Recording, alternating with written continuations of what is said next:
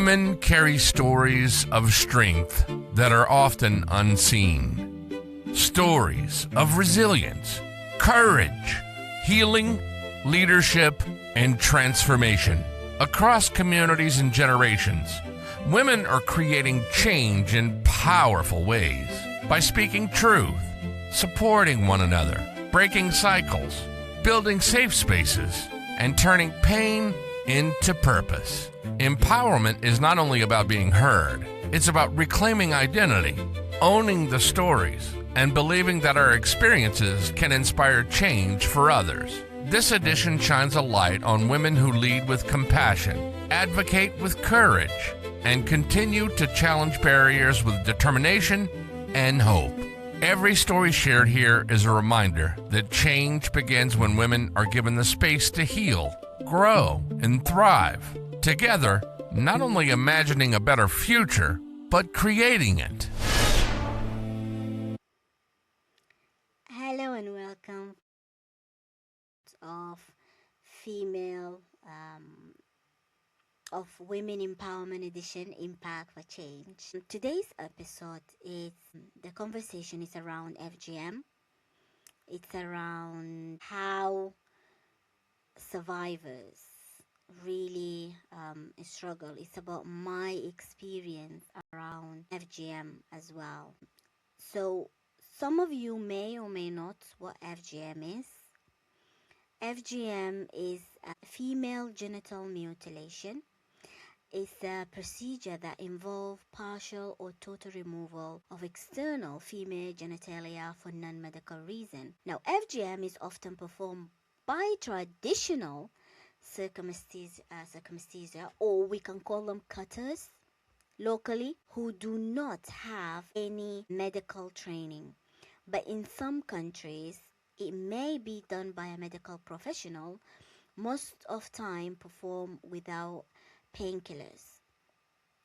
Now, there is a 4 type of FGM according to the World Health Organization. Type 1 is a partial or total removal of clitoris glands. Type 2, removing part of clitoris and labia. Type 3 is called infibulation. That is the worst type ever. It's narrowing the vagina opening by creating a seal formed by cutting and repositioning the labia. Now, female genital mutilation is often discussed in terms of human rights and legality, but far less attention is given to what happened after for survivors. Like FGM is not a past event. It can be a lifelong experience carried in the body, mind, and sense of identity. I went through FGM when I was 7 years old, and the experience, it was out of the world. Like, it is one of the painful experience that any child can really experience. So there is some questions that have been asked when it comes to the FGM. One of them is basically, how would you like people to understand your experience? So this question's been asked mostly about survivors. When it comes to survivors, how would you like people to know about your experience? Amazing. So my experience when it comes to survivors, experience is not a nice. Survivors struggle internally just to stay alive. Just to stay alive. And some people, they underestimate that. They think it's just another, everyone, like a lot of people gone through it. That is not the case, because every child, every survivor, their experience is different. The way experience the FGM is different. Every survivor is battling inside. Every survivor is trying so hard to stay alive while they are carry on with their lives. We as a survivors become so expert when it comes to put a facade, like face, acting that we are okay. But we're not. We're not okay. None of us are okay when it comes to survival of FGM, because the trauma they have gone through, the experience itself is unimaginable. So some people may want to understand. They want to understand the reason. They want to understand what's happening. They want to understand survivors. But you cannot understand them while you are criticizing them. That's not how it works. That's not how it works. So when it comes to understanding the experience, just know that every survivor has experienced something that's unimaginable, something that cannot be taken back. They've lost like a piece of themselves, basically. So the second question is, what does speaking openly about FGM mean to you personally? To me personally, what is speaking about FGM is a lot. It's healing for me. It's healing because I've kept it for so many years inside me without thinking what is really happening with me. The trauma, the depression, the isolation, the disconnection. So speaking up, I'm not only releasing the package that inside me, but I'm also letting go of things that no longer serving me. So how many of us that we carry thing within us that is no longer serving us, and it can be released by us being freeing ourselves. That's what really speaking up really did to me. It's healed me. Not healed me completely, but it gave me that space for me to understand myself and pour everything out as a survivor of FGM. Now, the third question is that what do you wish more people knew before talking to a survivor? Oh my God. To me, that question is really important. What do you want people to know or wish, that they knew before talking to survivors? I want people to know that survivors, they are normal people, like me and you and everybody else. But what they have went through is something that's so traumatizing to the point where it can create depression, isolation, and a lot of things that I can't even imagine. So if you are not a survivor and you want to talk to a survivor, I just want you to know that the person that you're going to speak to carries a lot inside. Even if they didn't show it, even if they didn't speak up, they carrying so much. They put in hats that the survivor hat, that all of us as a survivor we do carry, whether like fight, flight, fawn, or even freeze. We carry hats, and in every stage it changes. It changes just to fit the environment that we are in. Just know that a survivor is just like me and you. They do feel pain. They do remember things. They don't forget. They are battling inside, but they never show it up. And they try and put a facade face, basically. At one point, did you begin to understand what happened? What happened to you? It started as an early age.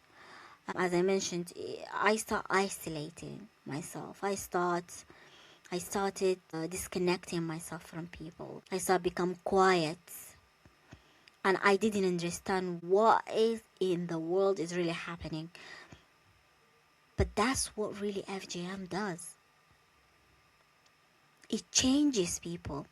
So when a child enter a room where that procedure is being done, after they come out, just know that that child is no longer a child anywhere. It's no longer the same child that they used to be.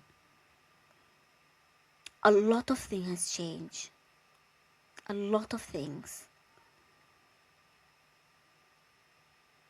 So I understood it long time ago that things is not where it is, and I can feel it with my body, but mentally I wasn't aware of it. I genuinely wasn't aware of it. So how was FGM spoken about within your family or community growing up? This is the thing. When it comes to FGM, no one speaks about. In all communities, they never speak about FGM around them. What's really entail, why they do it, and so forth. They never, ever, ever speak about it. I never had that talk. And it's very rare to find a family that sit down with a child, tell them, okay, tomorrow we're going to perform an FGM on you. It's not going to be hard. It's not going to hurt you. It's for your future, blah, blah, blah. Never happen. It's like a sneak attack. They surprise you. As a child, they surprise you. And the child has no say whatever in the matter. So, no one speaks about FGM. And it grew when it really silent. Like when the trauma grows, when it's really the silence in there. Even the FGM, the procedure that is being going for years, harming people, even children are dying from it, and parents don't say anything. And what's really sad is that, oh, that's a God will. That is God will. How can a God will allow you to hurt your child? God never wants that. Never wants you to hurt your child. But that's what they say. But when it comes to the conversation, there is no conversation whatsoever when it comes to FGM. They even avoid it. That's the thing. Like, they avoid it. Like, what? Why are you speaking about this right now? It's like it's the strangest thing that you can speak about anything in the community or in the family, especially in my family, but you cannot speak about FGM, which is weird. So what emotions came up for you as your understanding developed over time? Mixed emotion, and so many survivors, they go through the similar thing. Mixed emotions. Like you feel you lose your identity. You feel confused. You feel unhappy. You feel sad. You feel frustrated. You feel angry. You feel isolated because you just want to isolate yourself. You don't want to talk to somebody because you have trusted people that you love so much and they end up hurting you. So as a child, you end up isolating yourself from people. Disconnect from people. Or also you disconnect from yourself. Because you start fearing that what you actually going through. Like, you start feeling scared. I felt scared for me just to be in my head. There was fear. Genuinely fear that I can even think about it because of the experience. It was really hard, and so many survivors really go through that. Now, did you feel able to ask questions about it when you were younger? I was being shut down about it. In fact, I closed off to myself, that I didn't allow anyone whatsoever to speak to me. I isolated myself completely. So when it comes to speaking about it, not even the questions. Because the questions, I remember I asked question before, why this has happened? And I remember the answer I got.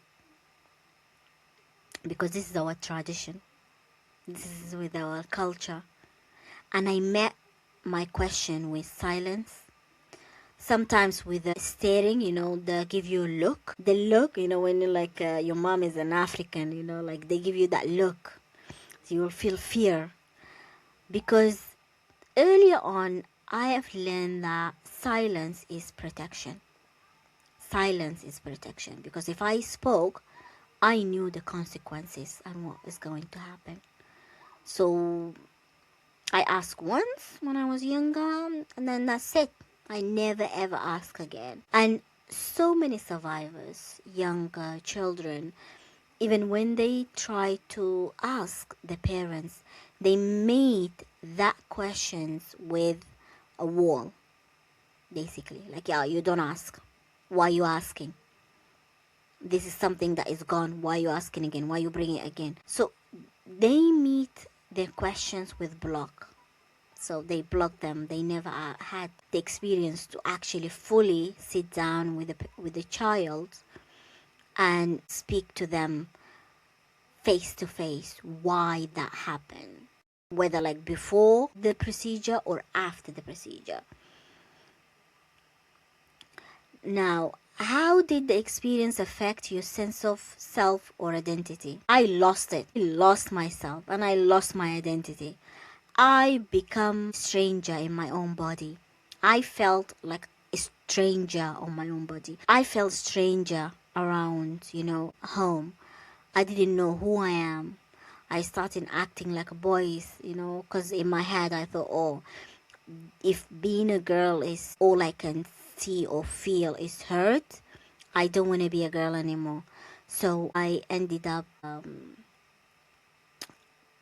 act like a girl, act like a boy, and wearing clothes like a boys, and jumping and even playing outside football with boys. So it was that kind of tradition, and because trauma and FGM really affect identity. It really affect people identity. Some people, they lose themselves because imagine a girl, a young child, 6 years, 7 years, they don't know nothing about life. All they think about is playing, and suddenly what they meet is that one day they've been taken inside the room and they had that procedure being done on them without them informing, without them asking them for their consent, without nothing at all.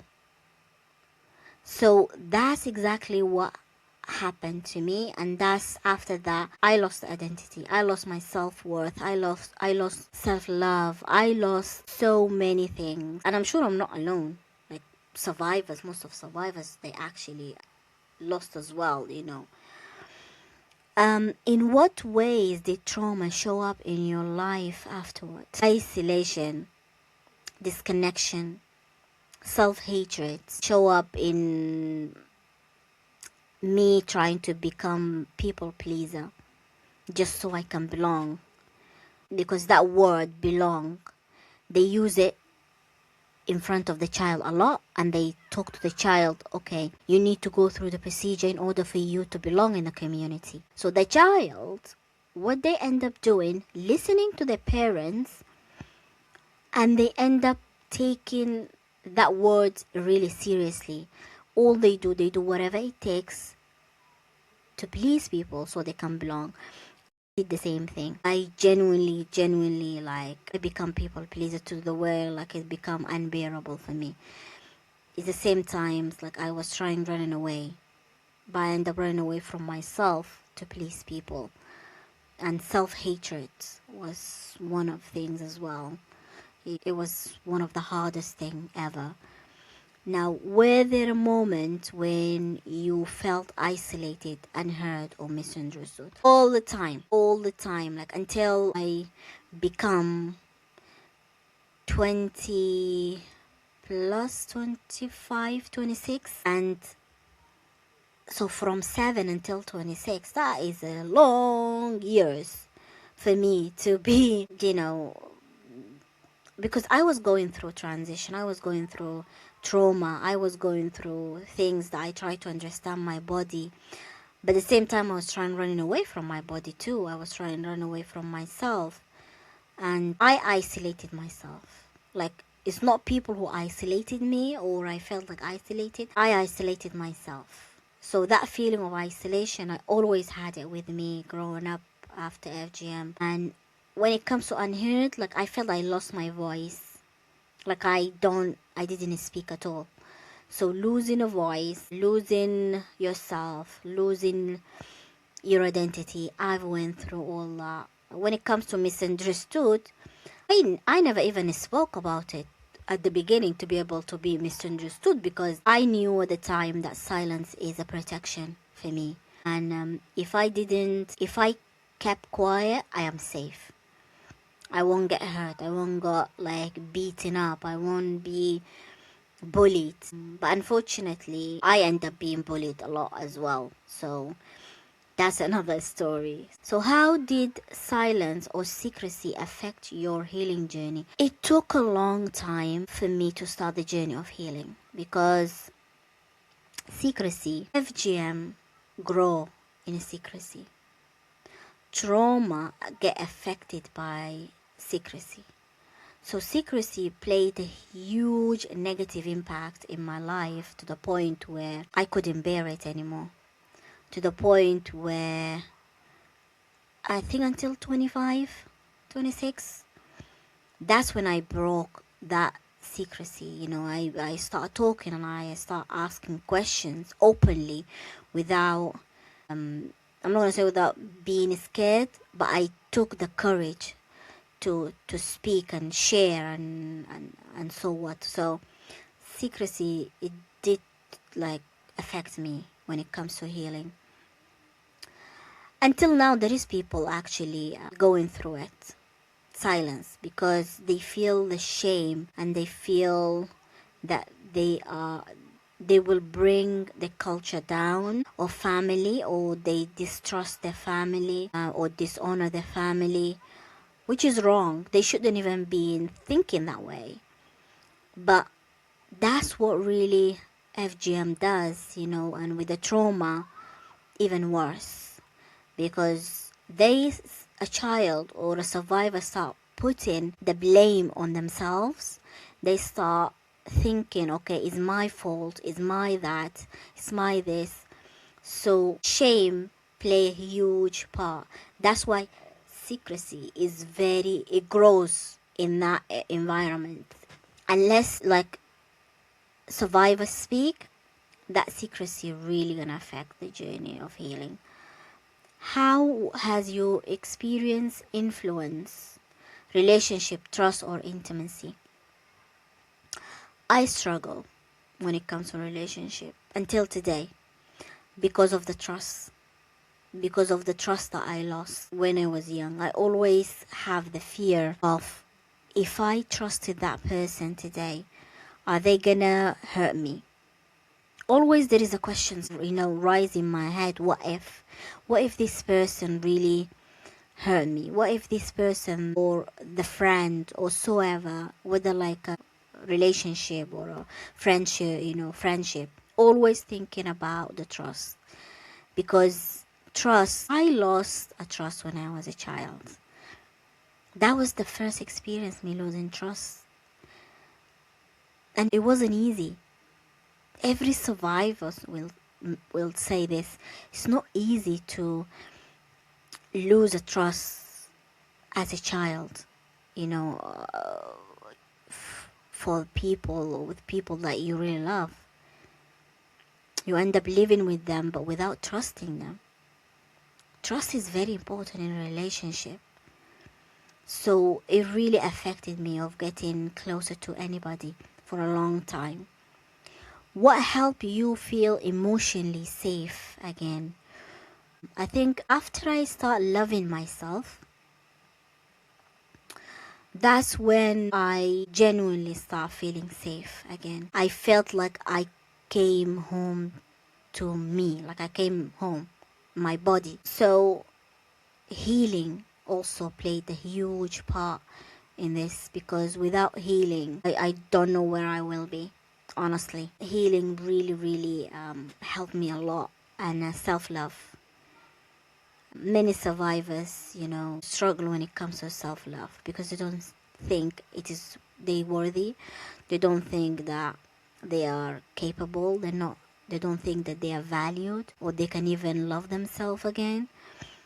And that's what really make them feel tension, make them not feeling safe, whether like emotionally, physically, or so what. So self-love is really important when it comes to survivor of FGM, because they lose it very young in age, when they're like 7 years old, 6 years old. So it's not easy for them to build it again. So building it really takes time, really do take time. Have there been supportive people in your life who made a difference? When I was a child, no. But when I grew up and I become like maybe 26 years old, that's when I started to surround myself with positive people that is very trustworthy, that they are absolutely an amazing people, incredible people who's been very supportive as well when it comes to healing and encouraging. They really encouraged me to be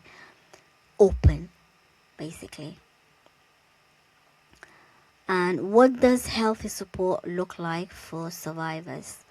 Healthy support is just being there, listening to a survivor, and understand that the journey of healing is not an easy one. It's not an easy one because they are battling between culture, between healing themselves, between the parents, family. They're going through a lot. So what support you need is that having that healthy environment, providing a healthy environment for survivor to be there, to be seen, to be heard, to be able to feel safe, to share their stories without them feeling like shame or feeling like misplaced or feeling they are like unworthy, or make them feel loved so much to the point that they want to be in that environment. They want to reach out and ask for help. That's what really, and also listening. Listening is very important as well. What has your experience with healthcare or support service been like? Not a good one. Not a good relationship. I'm not gonna lie. It wasn't a good relationship. It's because when it comes to the healthcare, especially, I don't know around the world, but in the UK, they fear.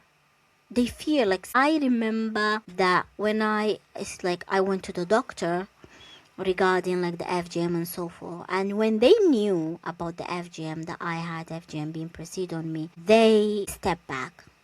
They say, we're not going to do the checkup, we're not going to do anything until you go and get that undone.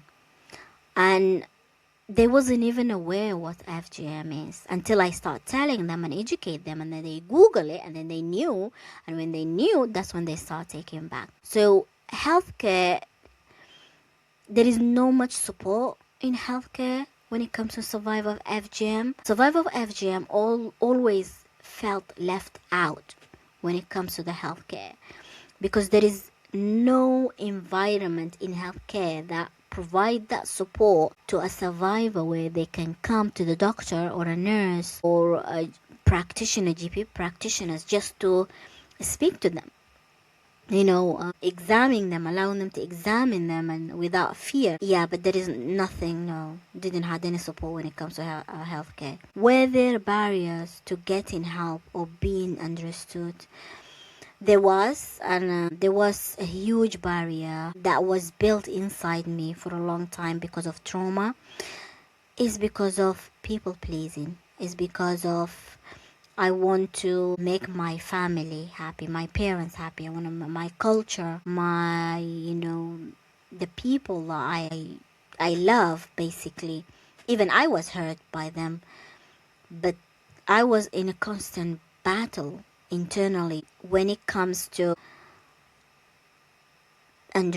being understood. So asking for help, it took me so long to ask for help, so long. And I know many survivors, they actually go through that right now. They have the fear of asking for help because they know the consequences of it. Whether it comes to the family, when it comes to the culture, when it comes to the communities, because some communities actually isolate the person from the community. They tell them, oh, you no longer belong to this community, which is sad how actually a community that you grew up, around it, they end up isolating you. They end up kicking you out of the community just because you want to speak and you want to heal and you want to share your experience with people. It's not a good one. But yeah, there is not much support until I get like 26 and I start like depending on myself and put myself in a positive environment and do a lot of research around the FGM for me to understand it as well. So there was a lot of barriers for sure. What should professionals know when supporting survivors? Professionals need to know that it's not easy for a survivor to open up. It's not easy for a survivor to share their stories. Make sure you don't judge them. Because they already, when they come to seek professional, they have that judgment inside their heads. What they're going to say. They're gonna think, oh, maybe I'm dirty, or they think I'm weird, or they think I'm that, or this. Because I spoke to so many people before, a survivor of FGM, and the thought that a survivor of FGM go through inside their head, it is something that is terrifying.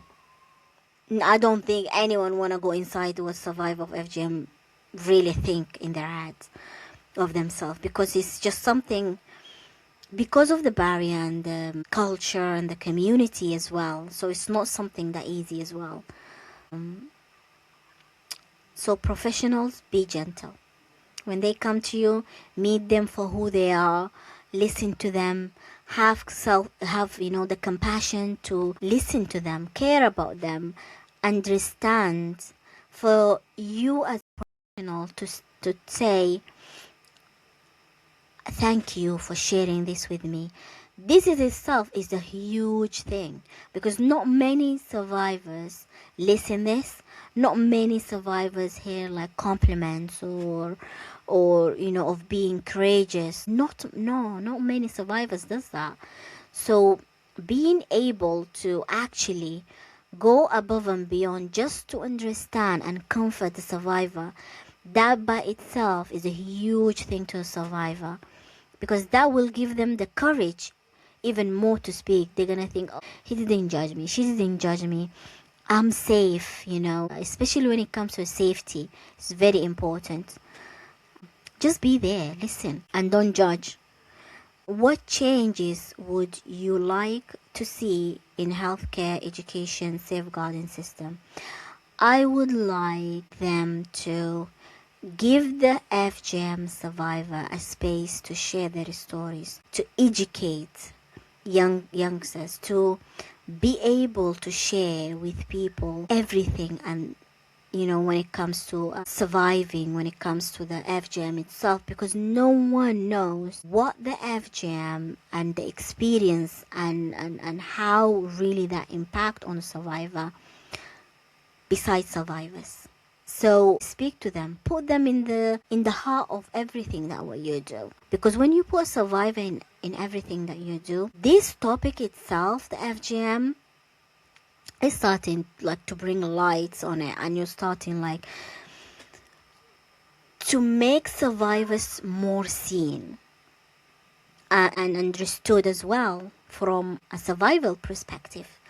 They're not only a survivor, by the way, because they are advocate as well. Because sharing a story is not an easy thing. Having that courage is absolutely incredible. For me, like a lot of time I feel fascinated to hear survivors, share about their stories. It's really fascinating for me. So yeah, give them their space in the table and let them educate, because not everybody knows, especially healthcare. They don't know nothing about it. And I think having that workshops and so forth and get involved in things that a survivor does can really give that opportunity for people and educate others as well, because that will open the door to so many things. What has healing look like for you? Healing is coming back home to myself. Coming back home to myself. That was really what healing is for me. And it was really incredible one as well. Were there practices, therapy, community, or spaces that help you reconnect with yourself? It's the environments that I put myself in it. As a survivor, if you want to seek help, you have got to put yourself in a positive environment to be able to heal yourself, because healing is not an easy thing.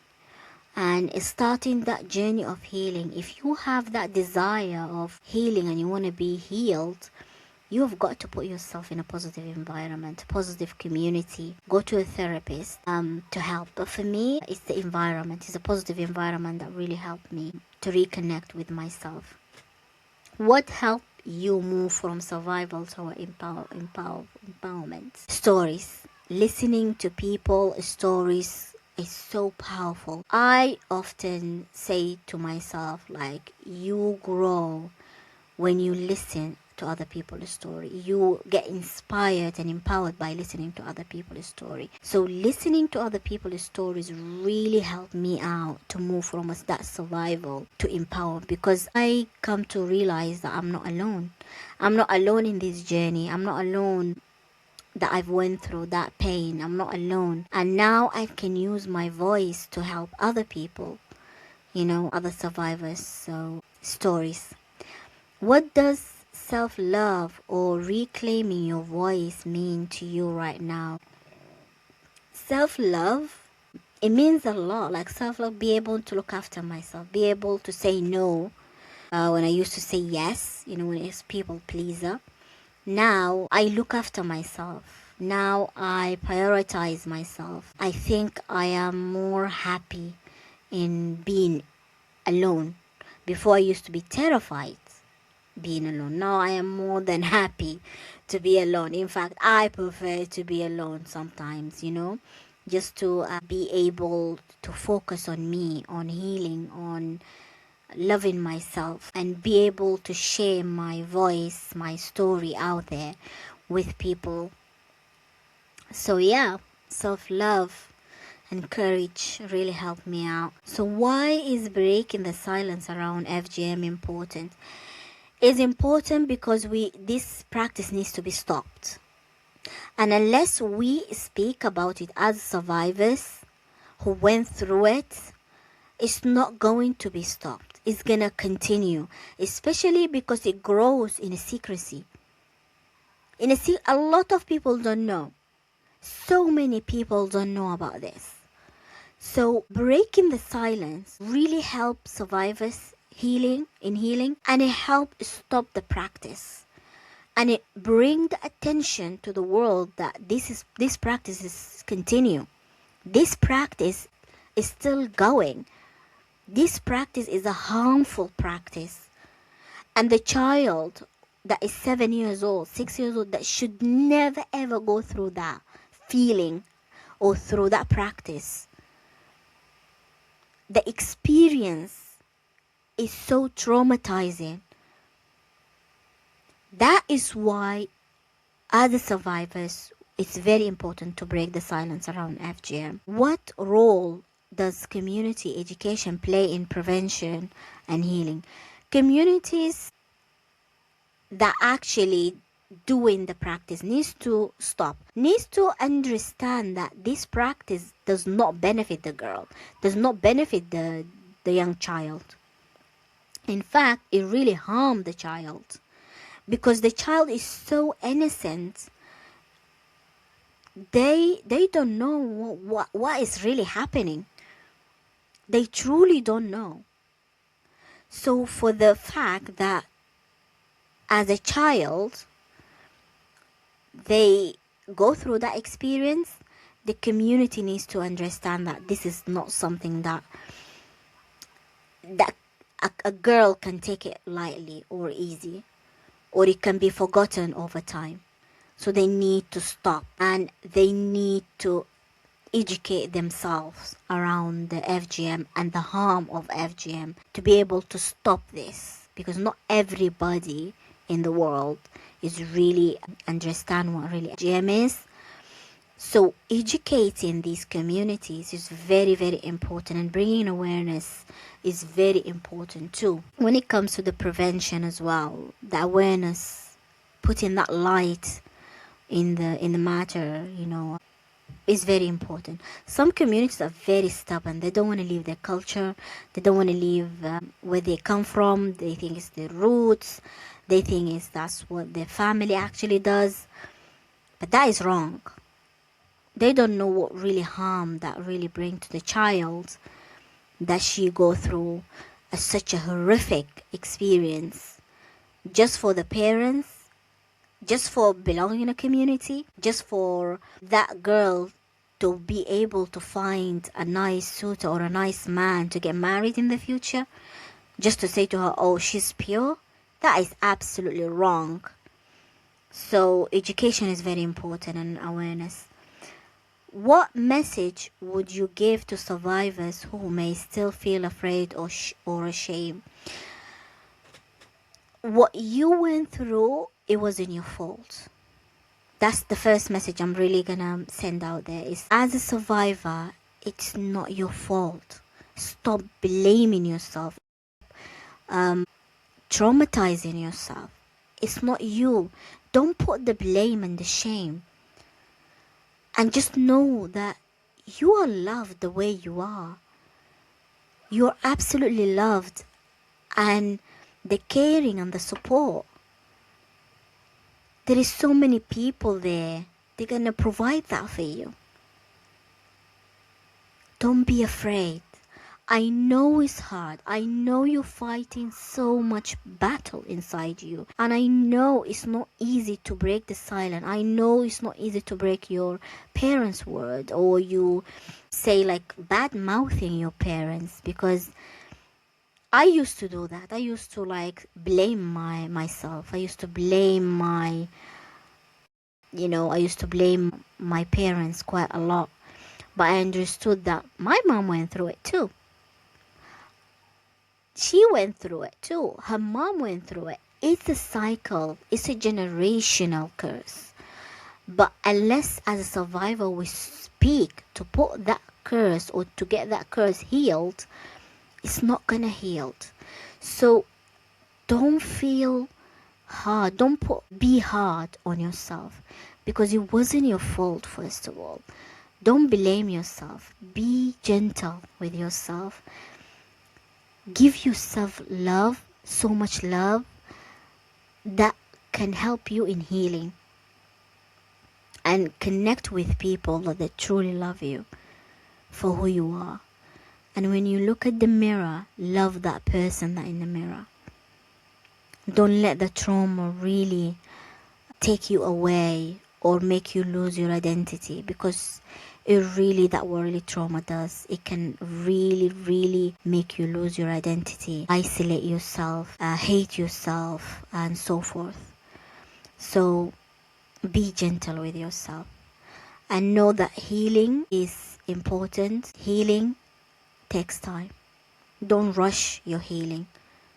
Don't rush, because healing it'll take time, especially if you're a survivor of FGM, because you're trying to let go of so many package that you've been carrying for so many years just to survive. Start the journey of healing so you can really live truly.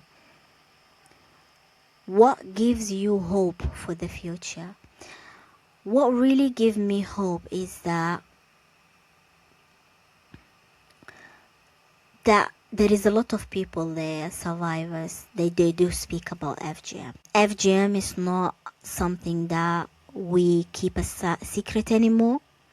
There is a lot of advocates who actually share their stories in there, and that's really helped in bringing the light around FGM, bringing the light around people, around survivors, around community that really does FGM. Even with media, with the internet now, especially with internet, social media really plays a huge part in creating that awareness, because people speak in social media.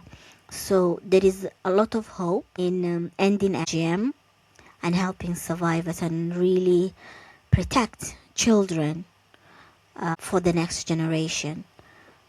How do you care for yourself after having difficult conversation, especially when it comes to FGM? I ground myself. I do breathing work. I really